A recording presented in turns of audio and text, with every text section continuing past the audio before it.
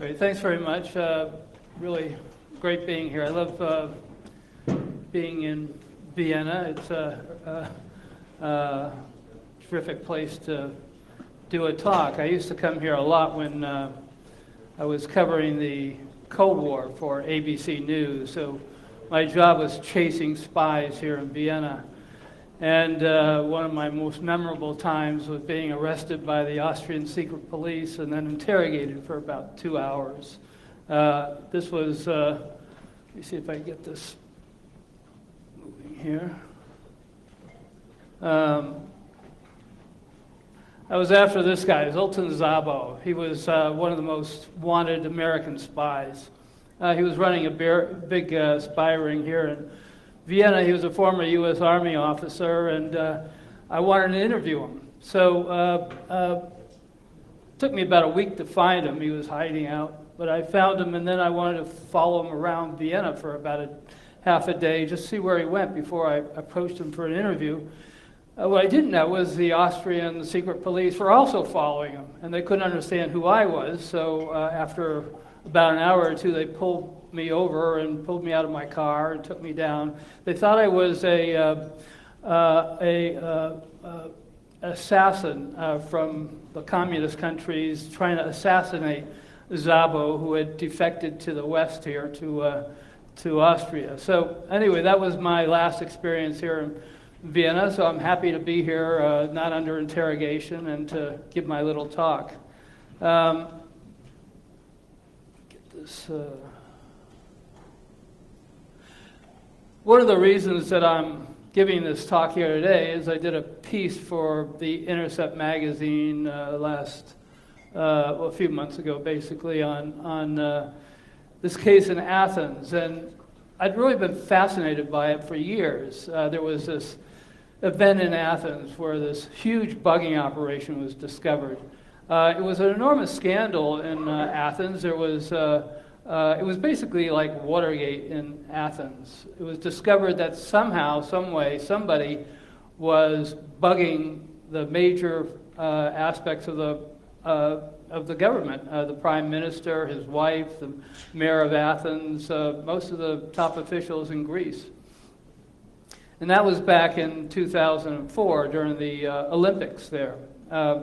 So that became a big scandal, but nobody knew what to do with it because nobody knew who did the bugging. I mean, they did a number of investigations in Greece, and they didn't come up with much evidence. Well, I interviewed Ed Snowden last summer. I spent 3 days with him in Moscow, hanging out with him. And then I did the cover story for Wired. So in addition to interviewing him, I also got access to Snowden's documents.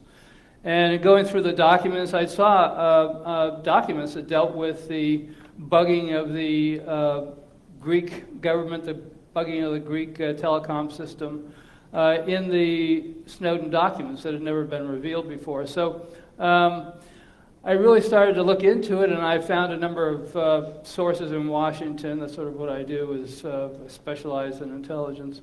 So I had some top NSA and CIA officials I talked to, and one of them told me, yes, it was an NSA bugging operation. Not only that, it was a rogue operation. It was an operation that was done without the permission of the CIA chief of station in Athens.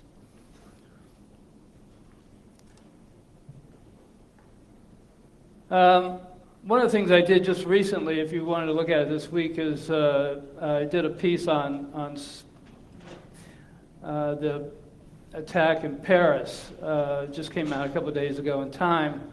And one of the things that the director of the CIA came out with this week was to basically blame Snowden for the fact that the U.S. Failed in its attempt to discover this event before it happened. So I wrote a piece basically saying it had nothing to do with Snowden. It was just bad intelligence. The NSA's missed virtually every intelligence or every terrorist incident since the beginning, so it wasn't really any big surprise. This is the person that was involved in the Athens affair. That's what it was called in Athens, the Athens affair. Costas was a really interesting guy. He had his master's degree in electrical engineering. He got that in the UK. He was about to be married. He was happy. He was living a very good life in Athens. And these are some more pictures of him. And then he was found hanged. That's a picture of him after they took him down. He was hanging in his apartment, and he was hanging from the ceiling leading into the bathroom. What had happened was the day before, the CEO of Vodafone, the big wireless company in Greece, discovered malware. They had discovered malware, a huge piece of malware, and they had it removed. And the next day, Costas was found dead. So obviously it led to questions, how did this happen? What was Costas' connection? And again, there was no answer because there was no leaks from the US, nothing came out. And again, this is one of the reasons I decided to look into this. Here's one of the documents. And what this article I did does, which I've been writing about NSA forever, but it's one of the very few times you could take an NSA operation from very beginning to the very end and show exactly how the whole thing worked.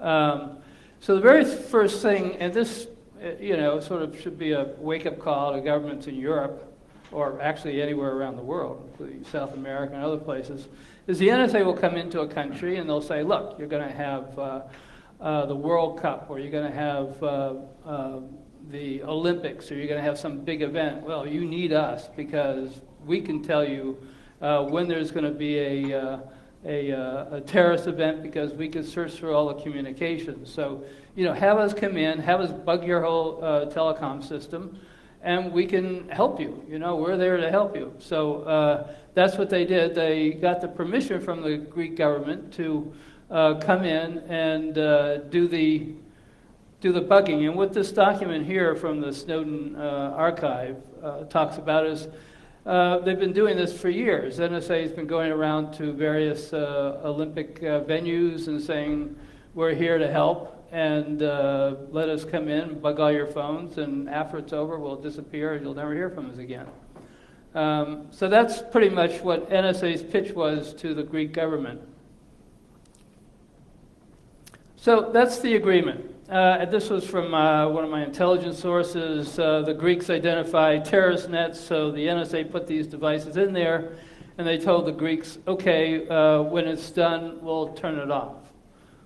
So my information is coming from both Snowden documents and also from senior NSA officials.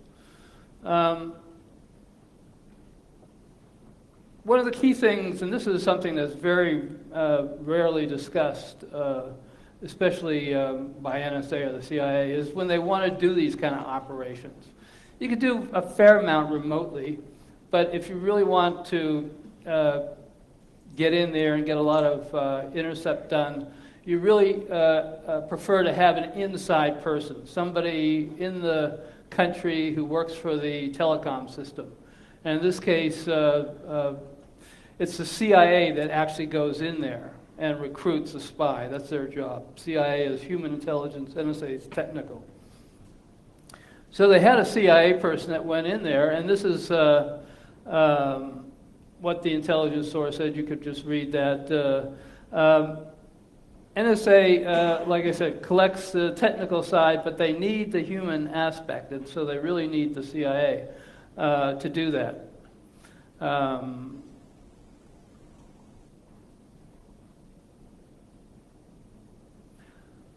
So the CIA comes up with a recruiter, and this was the recruiter. Looks like Santa Claus. Actually, that was one of the few public shots of Basil. Basil was never known until I did this story. I found out who he was, and I did a lot of investigation into who he was and where he came from and how he did his work and everything, which is in the article. But he was the chief recruiter in Athens for the CIA, recruiting local Greek citizens to spy for the U.S.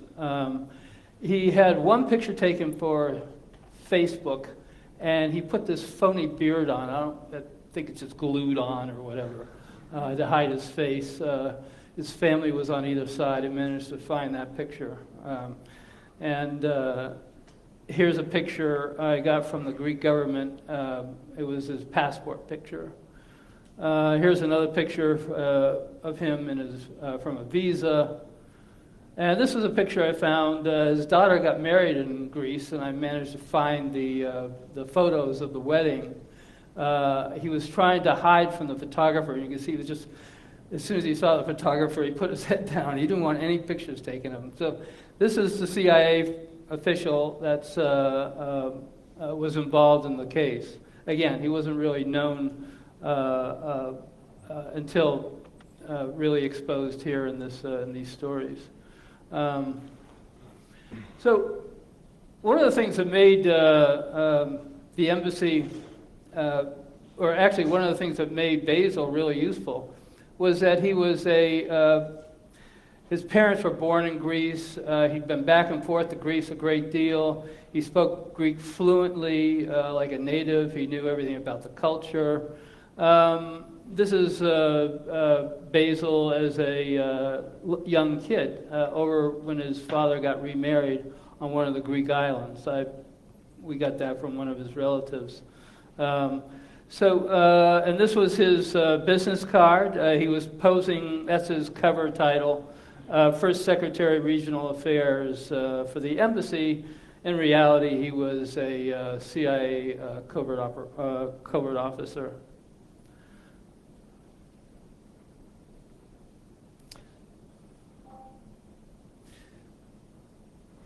So Costas was the perfect inside person if the CIA wanted to recruit somebody. He was a 39-year-old telecom engineer. He was a network planner, manager. He'd risen up the ranks. He'd been there, I think, a dozen years. So if somebody wanted to recruit somebody, and that's Costas inside the facility, the Vodafone facility. So if somebody wanted to recruit somebody, Costas would be a perfect person to do. As I mentioned, that's his brother. I interviewed his brother, and Costas was living a happy life. He was doing very well right up until the time they found his body hanging. And nobody could understand why he would commit suicide. I mean, there was no real reason. He was fine financially, he was about to get married, had a nice living, but ironically, he was found dead the day after the bugging was discovered. So once you recruit the inside person, the next thing is to develop the malware, to take control of the system, to take control of the network, basically, to take control of Vodafone, all the cellular phones, cell phones in Greece that are using the Vodafone system, and that was the biggest system there. NSA developed a procedure known as Lawful Intercept. Well, let me back up. Lawful Intercept is a program that goes with most telecom systems. If you're buying a big system, if you're Vodafone and you're buying a big system, the company you're buying it from, in this case it was Ericsson, will also supply you with a program known as Lawful Intercept. All that is a program that if the government wants to monitor somebody's phone, a suspect's phone, legitimate monitoring of criminal activity or whatever, there's a technical capability of doing that. It's called the Lawful Intercept system. And so it comes as a package. And Vodafone got it Vodafone got it from Ericsson, and Costas actually was the person who signed for it. The problem was the Greek government didn't have any capability for doing eavesdropping. It didn't have, it was a very rudimentary alligator clip type bugging system they had. So they didn't have system for widespread eavesdropping, so they never needed the Lawful Intercept program, and because they didn't need the Lawful Intercept program, Vodafone never bought it from the, they had it there, but they never paid for the key. They never paid for the digital key to turn it on. It would have cost tens of thousands of euros to pay to Ericsson to actually turn it on, so they never turned it on. Well, that was the perfect opportunity for NSA. NSA developed malware. Let me see what the next slide is here. Yeah, this was the NSA's program. This is one of the top secret slides from Snowden. And this was the NSA's basic internal roundtable about how to turn lawful intercept programs to their use. And this.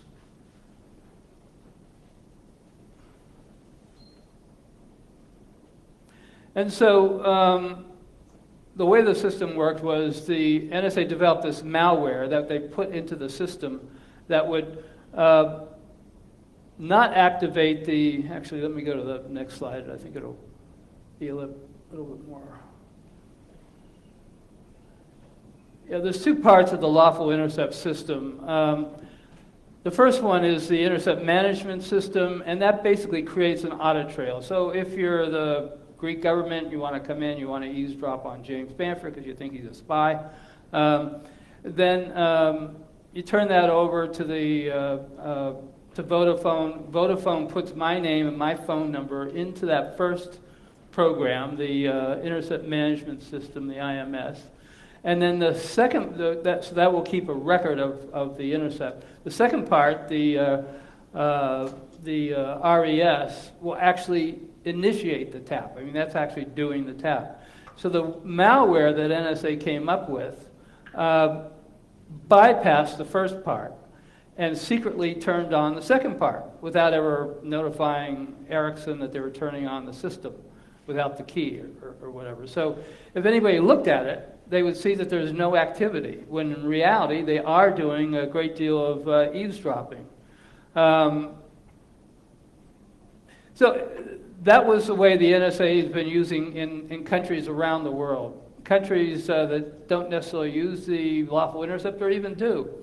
The NSA will come in there and secretly turn that system to their own use.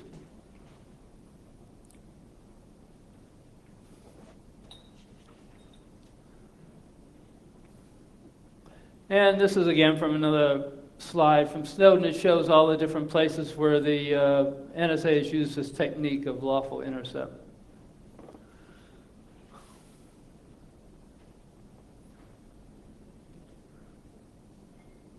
So that's one way into the system. The NSA uses a variety, and Duncan did a really excellent job, did a lot of my work for me by explaining how that system works. These other systems work. So in addition to eavesdropping, using that system I just mentioned, subverting the lawful intercept, they have other ways. Foreign sat is foreign satellite interception, and these are all top secret slides from Snowden.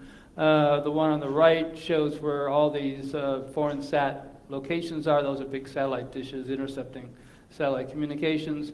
Microwave F6, that was the system that Duncan mentioned, the Special Collection Service, those little huts on the tops of embassies. And what they do is they collect the microwaves passing through the city. So they're getting all the local communications. And because the embassy is usually along an embassy row or an embassy area, you're getting a lot of foreign embassy communications as well as the federal or the national government communications. F6 is the internal code for Special Collection Service. Special Source Operations is the section of NSA that works with the telecom companies. In other words, they would work with AT&T to secretly get AT&T to eavesdrop on U.S. communications. And in this case, they probably worked with Vodafone to get the access.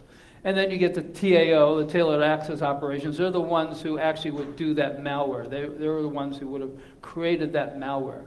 So all these groups, according to the Snowden documents that I had, all these groups, people from all these groups were sent to Athens to do this work.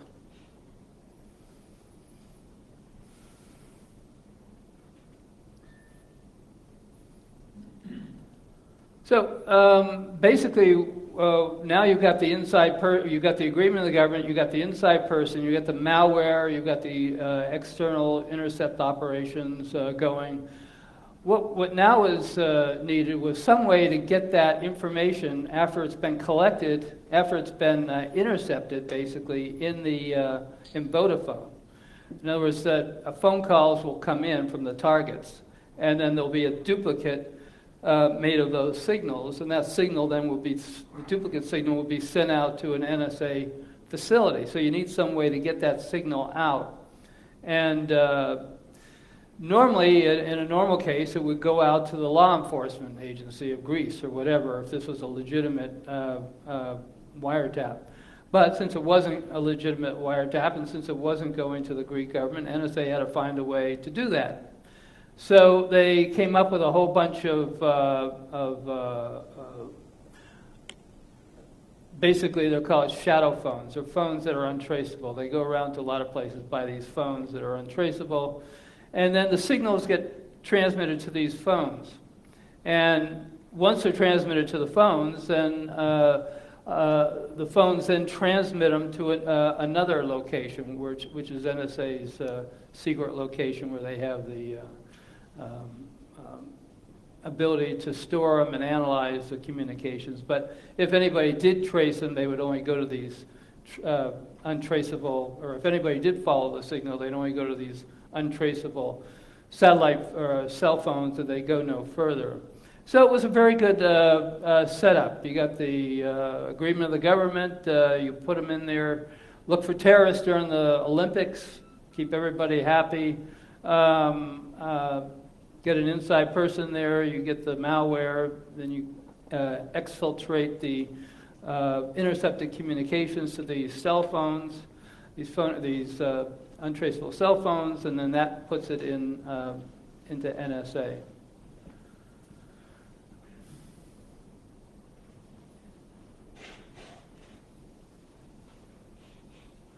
So what happens now? The Olympics are all over.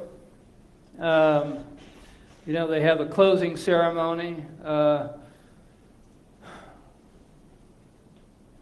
That's supposed to be the end of the operation. The NSA is supposed to take it all out, fly back to Fort Meade, and say goodbye to the Greek government and the Greek telecom system. The problem was, according to my confidential source, they never removed it. All they did was they turned it off for a day, and then they turned it back on again. But now, instead of going after the terrorists, which is the whole raison d'etre for the operation in the first place, now they're secretly turning it on the Greek government. They're turning on the prime minister, his wife, I don't know why, but they did, and the mayor of Athens. That'll keep us safe by knowing what the mayor of Athens is telling us.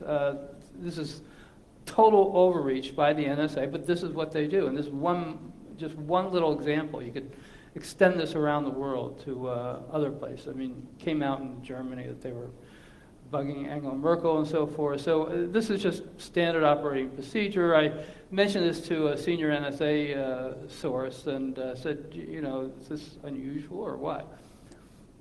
And he laughed and he says, so they never remove it. Are you kidding?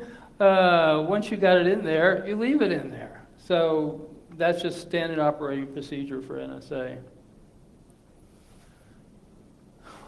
Then everything's going fine. The Olympics are over. NSA is doing the illegal eavesdropping, and then something happens. Somebody puts some malware, or rather, somebody puts either a reboot or some change into the Vodafone system, whatever, they update a system, something happens, routine update or whatever. But because of that, it screws up the NSA system. And as a result of that, it prohibited, or it stopped the number of text messages from going out. So they began getting complaints from customers that they weren't getting text messages. Well, that set off like a burglar alarm at Vodafone. You know, all of a sudden the system isn't working. People are losing their text messages. So what happened was that they sent all the data, all the printouts and everything, to Ericsson for technical analysis. And on March 8th, Ericsson sent back to Vodafone a report saying, sorry folks, but you've got a huge bug in your system there, a 6,500 line piece of code of malware in there. So you got a huge problem. You got a very big bug in your system for some reason. The CEO of Vodafone did a bad mistake. Whether he did it on purpose or not, nobody can know at this point, but he immediately got rid of that malware. The problem with doing that, the good thing is you get the malware out. The bad thing is there's no way to do a forensic analysis now. You can't figure out where it came from. You can't trace it back very well. It's like destroying the evidence. Anyway, the next day, that's when Costas was found dead. Costas was going to, or Costas' brother was going to Costas' apartment, and he walked in there and saw his brother hanging from the ceiling. Horrible, horrible event. So then there were a few pieces of technical detail that the Greeks could trace back. And they were able to trace the signals, some of the signals being sent to some of the phones, the supposedly untraceable cell phones. And what they did was they saw the signals all went in the direction of the U.S. Embassy. So, there's a fairly big clue there, but there was no smoking gun. Again, they didn't have the Snowden documents that I had, and they didn't have the sources I had that told me these things. All they had were diagrams of where signals were going.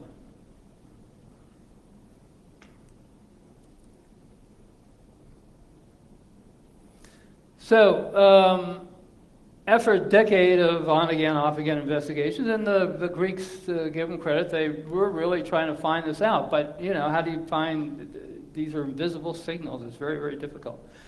So,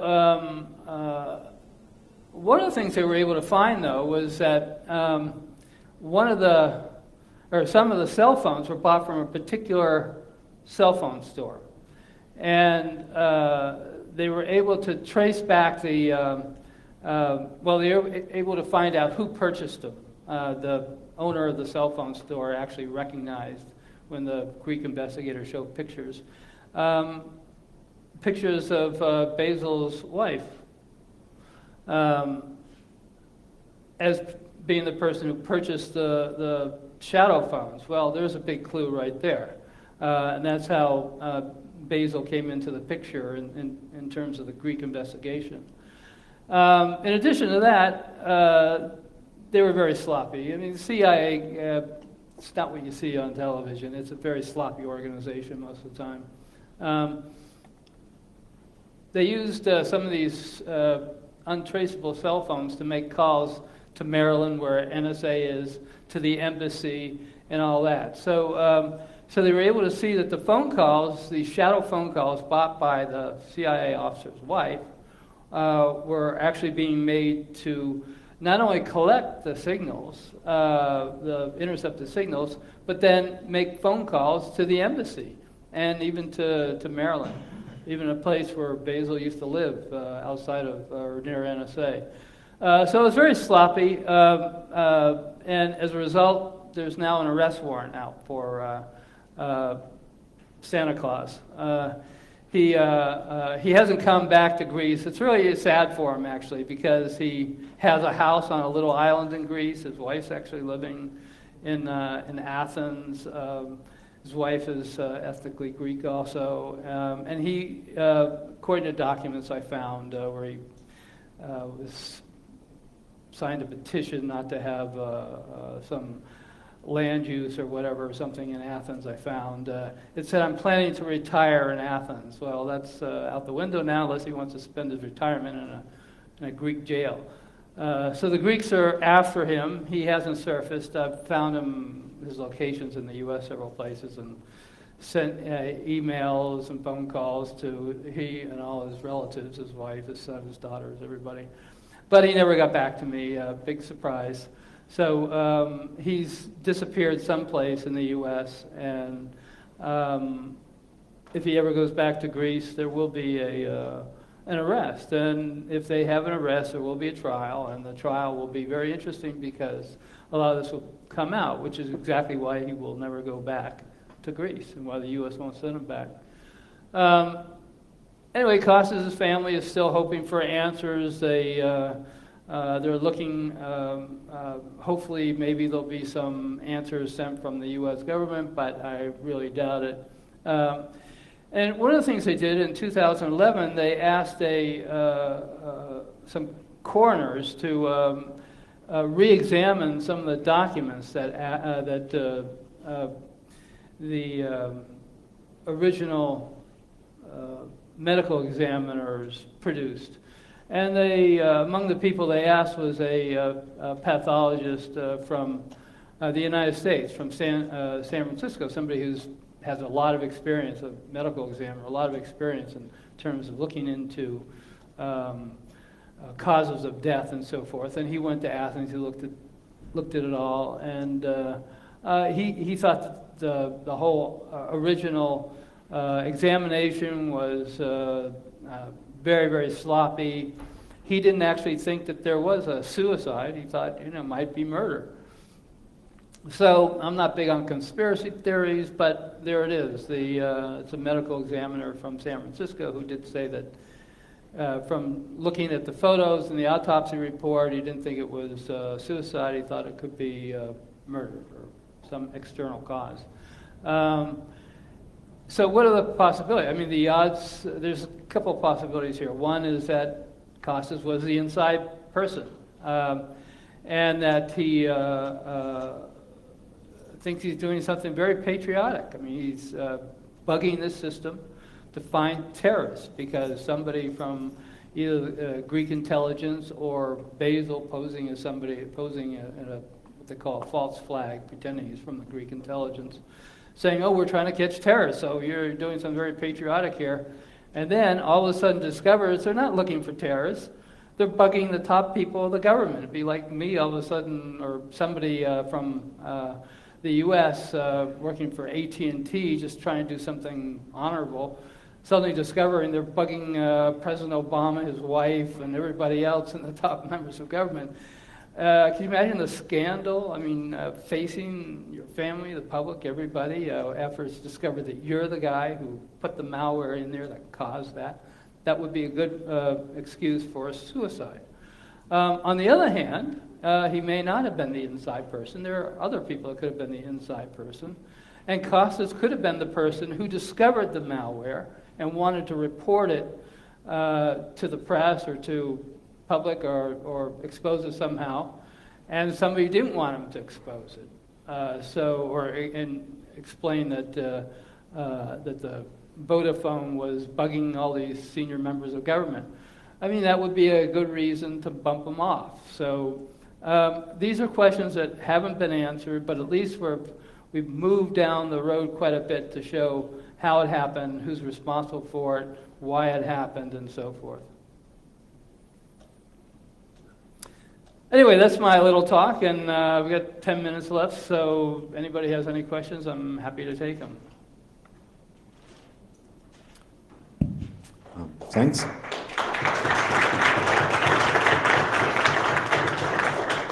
And I also want to thank Duncan because he did a really good job explaining before I got here. So, and I always learn stuff from Duncan, and I started in this business a long time ago. So I was really happy. I always follow Duncan wherever I go. So I was really happy to have him here. Anyway, any questions I'm happy to take. As far as you know, the code used for the malware was Lua, L-U-A. As far as you know, the code was written in Lua. It was Lawful Intercept. It was malware that tricked the us. language of the malware was not C, C++, but you're- L-U-A. Duncan's Was the it? guy to ask for. You start getting. I got a law degree here. I don't have an engineering degree, so talk to Duncan. If it's above the level of what I gave you here, talk to Duncan about it. Okay? Because it's something important actually to know, if you can answer. I think it was a specific language for programming the AKE switch in Vodafone. What family it was derived from, we have to look up, but it won't be a secret. About this. I'm studying on the same topic since 11 years Yeah. now.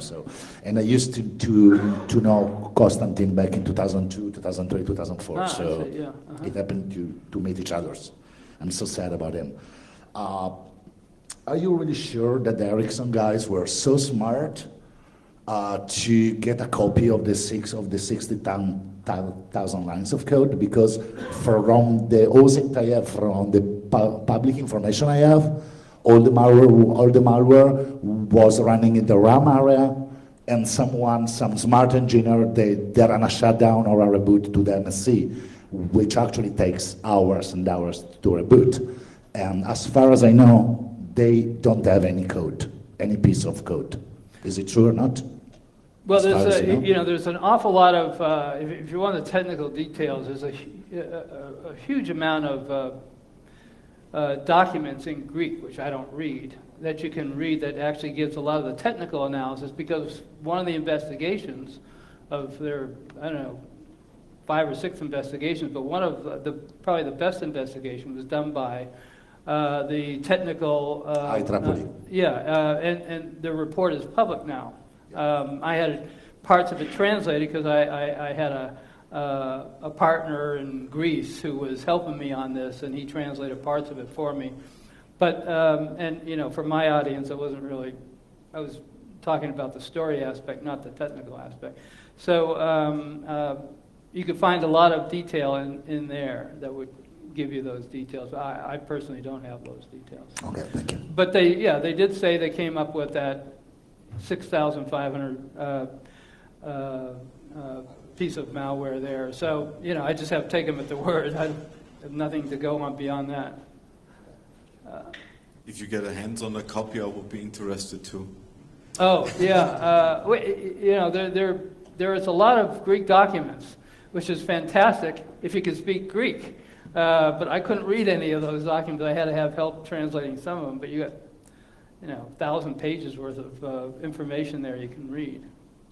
So, any further questions from the audience? Then I have a question. Yeah. Did the arrest warrant reach the U.S. or is it just valid in Greece? No, it's an international arrest warrant. It's a Interpol type arrest warrant. So if he goes to any other country outside the United States, those countries are obligated to detain him and then extradite him. It's a full arrest warrant. It's very rare. It's only happened once before, as far as I know, and that's in Italy, where CIA people were subject to arrest, and that was because of this kidnapping, or the for their technical term for taking rendition, renditioning somebody. So that happened in Italy, but nobody actually went to trial. Nobody went back to Italy, and probably the same thing's going to happen in the United States. But who knows? So if he leaves the country, he could be subject to arrest. So anyway, thanks very much. Appreciate your attention, and I'll be around if anybody else has any questions. Thank you. Thank you.